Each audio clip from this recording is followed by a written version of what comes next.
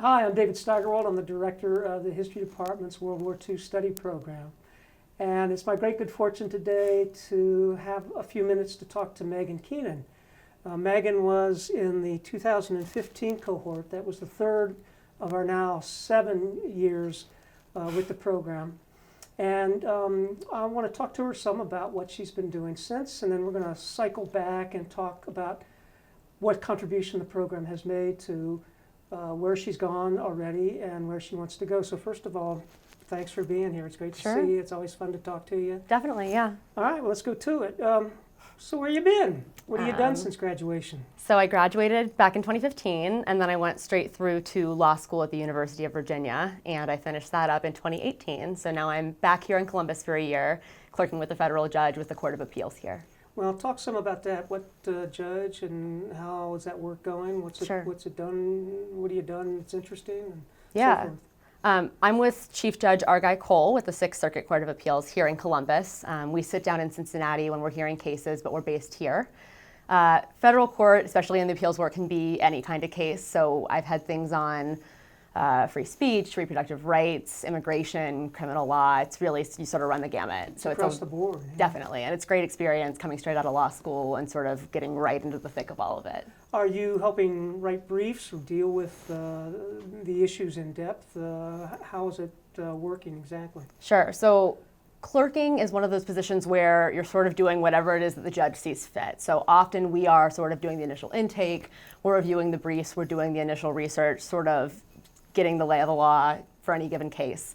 And then we're making recommendations to our judge as he's reviewing the materials at the same time, coming to his own conclusions, and then we kind of collaborate on those cases as we're leading up to the arguments and the opinions. We're doing a lot of drafting and research. What are the two most interesting things you've done? I probably can't talk in detail about the cases, so it's one of those things where we're on that one, but yeah. So it has been interesting, and you're glad you've done it. Definitely, yeah. It's been a fantastic experience. Where are you headed next? I'll be back in D.C. This is just for this year, It right? is. So you're headed to... in Washington, D.C., and I'll be with a law firm there, Covington and Burling. And what kind of work do they do? It's another huge law firm. There's all kinds of areas, and I'm still sort of waiting for my sort of specialized area at this point. I haven't found out my first assignments, but I'm hoping it'll be sort of a mix of trial and appellate work, and then also some international law, which is one of the things that I was able to focus on in law school. Oh, okay. That's terrific. Do they do a lot of international law? Yeah, there's a ton of different work there, but they have international arbitrations and then just some litigation that's sort of with transnational groups. So, as I remember, you did a lot of all of your interns. Summer internships were in D.C. Definitely. Did you do one with them? I did. So I ended up doing 3 internships over the course of my 2 summers. My first one was with the Department of Justice and the Human Rights and Special Prosecution section. And the second summer I split between Covington and the State Department. Let's go back to your undergrad days. Sure. Another thing I remember about you is that you introduced yourself to me like way early. Like preschool early. Yeah. I was one of those students who was just neurotic about the program. It's one of the things that drew me to Ohio State in the first place. Well, you got to explain that to me. So where did you find out about it? Because it was really brand new for you. You know, if you were looking at it in high school, it was just getting on its legs, right? Yeah. So how'd that happen? One of the things that you know about me is that I am a researcher, and that as I was making my college decision between a number of places, one of the things I was interested in was studying abroad. I'm from a small town in Ohio. I'd never really had that kind of opportunity growing up other than sort of beach vacations and that kind of thing. And so that was one of the things that I wanted to incorporate into my college experience. I'm also a history nerd, and so when I was able to find a combination of those two things here at Ohio State, an institution I was already drawn to because both my parents and my older sister had gone here, and I'm from Ohio and just love the Buckeyes. It sort of was a great fit for me altogether. But you didn't end up doing it until your very last, not just last year, but your last term, right? Right. So you even delayed graduation so that you could finally participate in this thing that you had been thinking about for 5 or 6 years. That's right. How'd you manage to make that work that way? Yeah, so one of the other things about my Ohio State experience is that I graduated in 3 years rather than the traditional 4. And so I was sort of cramming in the political science major for my sort of pre-law track with the history minor and another globalization studies minor, and finding a way to get all of those courses in with the program ended up pushing the actual trip to my last summer. So it was one of those things where I planned on graduating in May, the only way to make it work all together was to graduate in August, so we ended up pushing and then just fitting the program in right at the end. But it worked. It did, It did. definitely. And as I mentioned to you, now there have been 4 other students who've done the same thing behind you. So you kind of set a path and they followed, right? So it has worked. Yeah, the administration was really flexible with me in terms of trying to make sure the courses all matched up for each of the different majors and minors. So as long as you're working with the folks in both history and whatever your primary major is, you can make it work. Yeah. It's important to remember that you were a poli-sci major, not a history major. Right. So that gave you less leeway for the history program. Definitely. What was it about the program that really drew your attention besides those combinations? Was there anything in the content that drew you? Oh yeah, so I guess I sort of came to this through 3 different perspectives, this program in particular. Like I said, the first was definitely like a lifelong history nerd sort of perspective, but on top of that, I'm the granddaughter of a veteran, and so war history in particular was important to me. And I think third was that even starting college, I was an aspiring lawyer in terms of civil and human rights. And I think that World War II presents a really interesting intersection of all of those topics. So for me, it was really a perfect sort of multifaceted way to incorporate all those interests. Yeah, it really does bring together a lot of strands of very, very important human topics, great issues in morals and ethics. Definitely. Human rights, of course, to my thinking, the origin of our contemporary notion of human rights is built into the war. Right? Definitely. So, and especially legally with human rights law, it's one of those things where a lot of it dates back to Nuremberg, and so you can sort of trace modern trends in international courts back to that. yeah, as with refugee law, right? Absolutely. Because of the great problem of displaced people after the war. So the war is a kind of cauldron of great issues that are well worth trying to get your hands around. Definitely. Did you?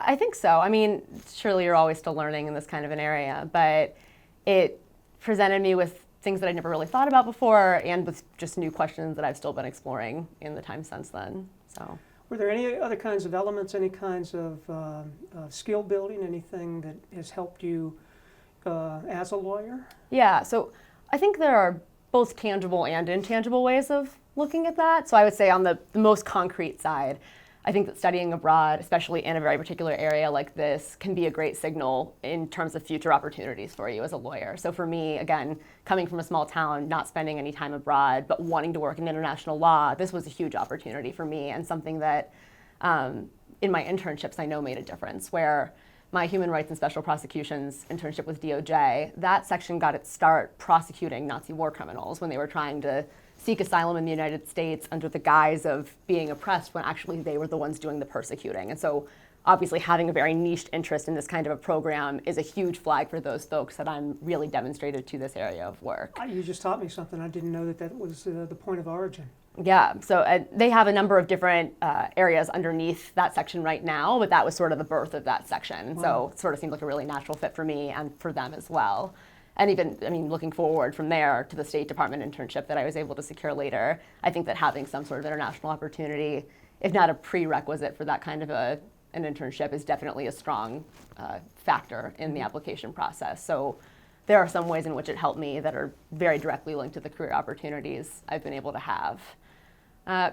More intangibly, I think it's just changed the way that I look at the world around me, and some of that relates back to lawyering, and some of it relates back to just being a human in the world where we live.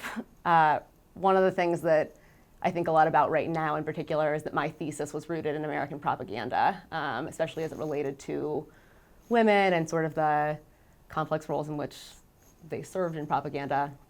And I think that we see then how women were cast in alternative lights, sort of depending on what the best narrative was for either the government or the private sector as they were trying to put forward the information. At any given time? Yes. Because it changed and yes.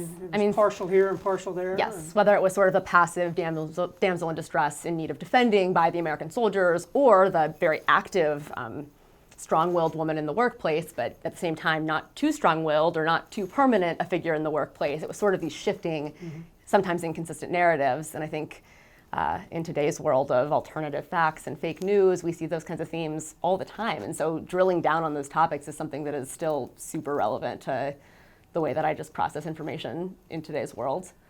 Another thing I remember about you is how aggressive you were at making use of your time while we were traveling and seeing the things that you wanted to see and doing the things that you wanted to do, whether anybody wanted to go with you or not. And Sure. a lot of the times you were doing things on your own. Talk a little bit about that.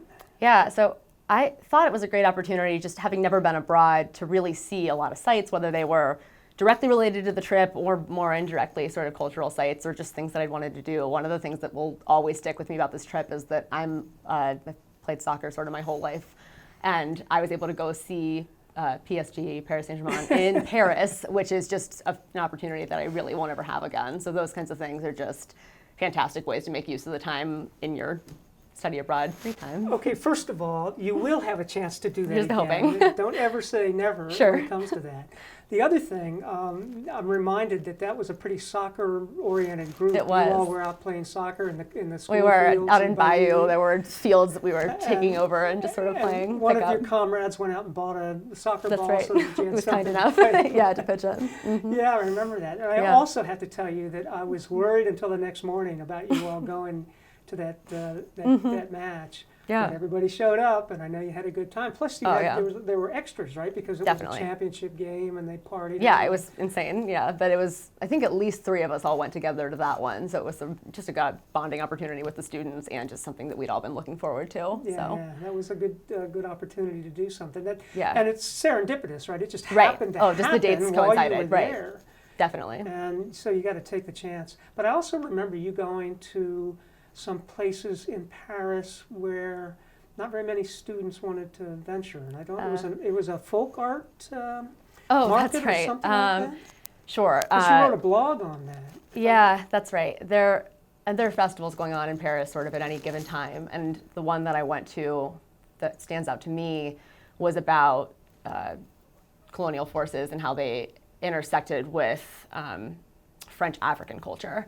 And it was just remembrance for folks whose, especially their names had been lost, whether it was due to naming conventions or just other forces of colonialism that weren't super good at record keeping for individual families and cultures. And this was sort of a remembrance site set up where people were, it's almost half genealogical, where folks were sort of tracing back roots, and they had these names all over the place, and there was art and music, and it was just sort of an amazing, definitely very foreign opportunity that I just kind of stumbled into, and it was just one of those things that kind of sticks with you. Well, you were the kind of person who took advantage of those opportunities. And Right. That's Yeah. that's a great thing. Sure. One other thing about you is that whenever I've asked you to do anything, reach out to another student or help somebody along the way, you've always done that. And I really appreciate it, and I appreciate you being here today. Thank you. Thanks Yeah, a I lot. appreciate it.